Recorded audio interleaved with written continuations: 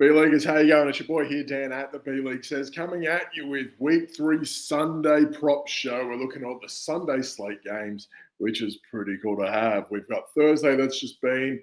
We're now recording on Wednesday for Sunday. It is what it is. Make sure you stay tuned after this episode for our Starts and Sits show with Kyle, Topher, and Jamie. They're doing a great job, the three of them. So stick with them. Go and find them when I just called. Start pumping questions away and go see them. But before then, we got some props to talk. As always, going for two.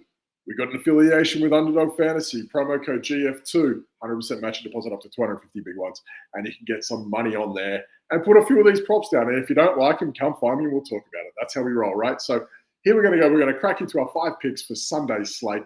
Pick number 1. Deshaun Watson higher than 207.5 passing yards versus the New York Giants. Listen, outside of bad weather, it was pretty bad down in Jacksonville this week. And you could see that if you're watching any college football. I think it was Texas A&M and Miami or whoever it was. It was atrocious. And the next day it kind of carried over. The weather was shocking in Jacksonville last week. And he still managed to have about 190 yards of torrential downpour.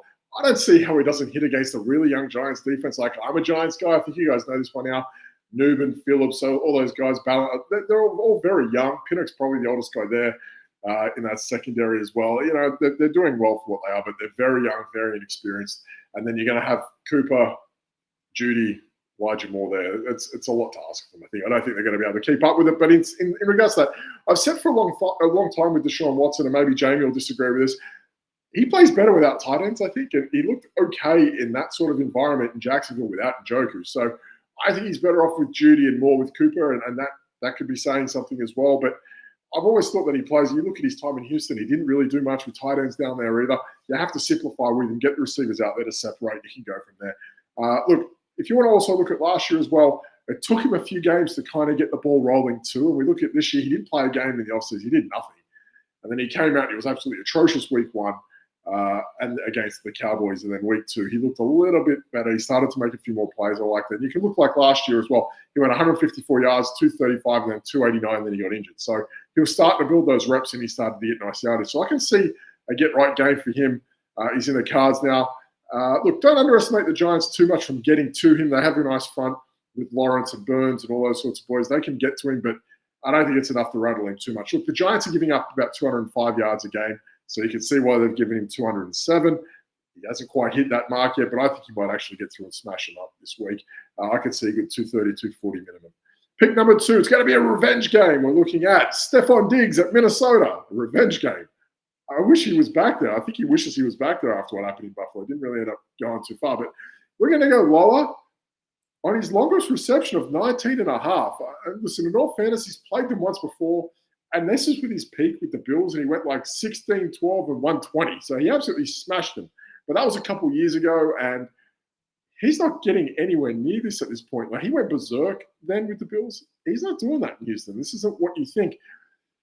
There's positives here for Diggs. He's averaging around 6 targets a game, and he's without doubt to me. I think he's the number 2 receiver in Houston. I think he's moved Dell over. The thing is, neither of them seem to be going anywhere except into each other's way. So their ceiling and production is basically negating each other, and that just seems to be. Collins is his own animal. He's the outright number 1, but these other 2, they're kind of not going anywhere. Look, after 2 games, Diggs is averaging around 35 yards a game. That being said, if you ask the guy who's been punching maybe 7 yards a catch, Diggs is averaging around 7 yards a catch, and they've got him billed for his longest reception at 19.5. So I feel like that's a discrepancy at this point as well. So we're looking at that. It's the worst it's ever been. And it's not by little. It's by a lot. You have to go back to like 2018, where he averaged 10 yards per reception. He's now averaging 7. Like, this is a big deal, like, for Diggs and how he used to play and getting free, getting open, and getting away. This isn't happening. He's basically getting the ball and he's getting tackled pretty much close to the line of scrimmage. It's not even happening for him. So I don't see where we get 19.5 from. Being more than half of what his total average is, taking up space for a guy like that, it's just not stretching the field for the Texans. And, you know, makes no sense. We can take the lowest in that one. Pick number 3, talk about a dead bet for no reason. We're going to do it. Cole Kmet, lower than half a touchdown at Indianapolis. I don't know. We're betting on this one. I don't know why. I did these last night, and even I went, why am I doing this? It doesn't matter why we're doing this. Look, talk about finding a prop from obscurity. Cole Kmet has played second fiddle to Gerald Everett, who is now on his 3rd team with Bears OC, Shane Waldron, which makes you ask, what's going on there? doing the rounds together. I like it. It's cute. But still, even with the injuries to someone like Keenan Allen, you'd think, I don't know, maybe Komet might get a look more or two, which, he went from 1 target in week 1 to week 5. He got week 2, he got 5 targets, which is a nice increase, nice volume burst for him. But how much of that was a coincidence over anything? If Keenan Allen comes back or, someone else starts to play, I just don't see where they're going to get the consistency for him to be a weapon is. It doesn't seem to happen in that regard. So, I don't know, he's splitting snaps with another tight end, and that never bodes well. Batter plays a bit, it's a bona fide miss for me. Caleb Williams has been terrible as well, hasn't looked very good. Asking for good things to happen from a place that isn't good seems somewhat a flaw in the logic. Either way, the Colts haven't given up a touchdown this year to the position and given up a stingy 7 for 41 total to tight ends in 2024. Bad offense, not this team's top player at the position, and a team that doesn't give up a lot. I think that's a pass for us. I think it's a safe pass and Cole Komet this week. Pick number 4, Gardner Minshew, higher than 218.5 passing yards at Carolina or versus Carolina. Carolina's coming to them.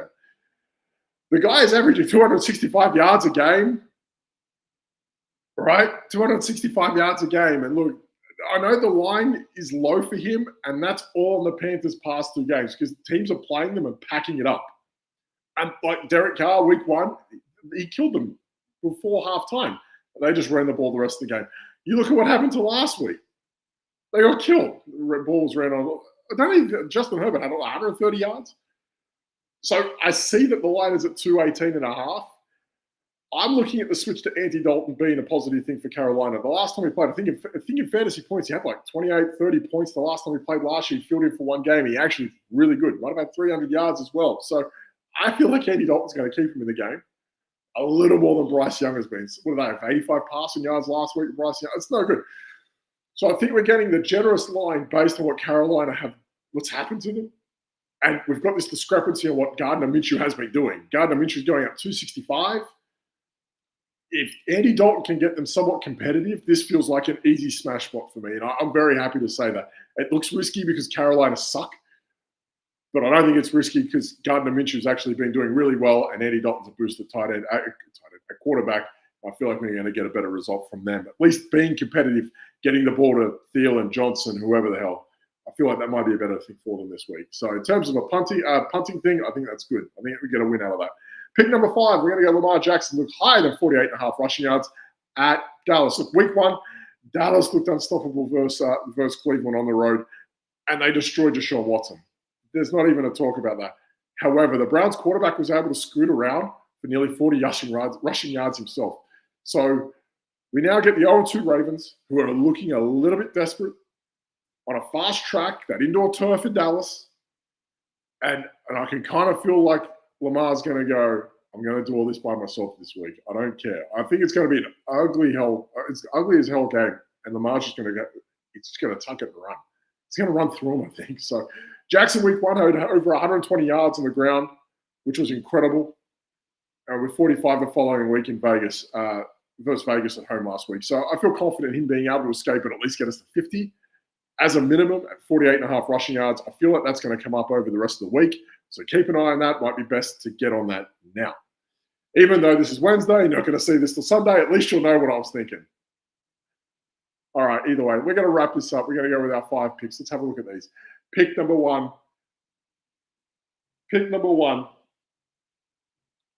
I'm getting a call through on my headphones. It's killing me. Pick number 1, it's going to be Deshaun Watson, higher than 207.5 passing yards versus the Giants. Pick number 2 is going to be a revenge game for Stephon Diggs at Minnesota, lower than 19.5 yards as his longest reception.